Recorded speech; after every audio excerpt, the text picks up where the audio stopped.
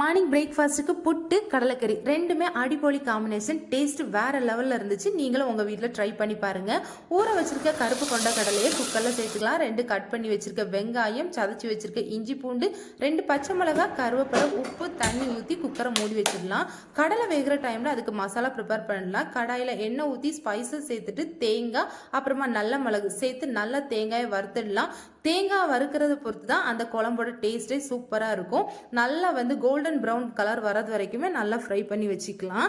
இப்போ நான் புட்டு மேக் பண்ண போகிறேன். புட்டு நான் ஒயிட் ரைஸில் மேக் பண்ணல. நான் ஆல்ரெடி ரெட் ரைஸ் ப்ரிப்பேர் பண்ணி வச்சுருக்கேன். புட்டு அப்புறமா இடியப்பத்துக்கு எல்லாமே. அதனால ரெட் ரைஸில் தான் பண்ணியிருந்தேன். ஹெல்த் பெனிஃபிட்டும் அதிகம், டேஸ்ட்டும் சூப்பராக இருக்கும்.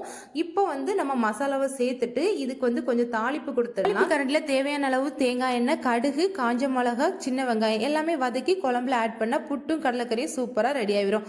அவ்வளோதான். நெக்ஸ்ட் வீடியோவில் பார்ப்போம். பாய்.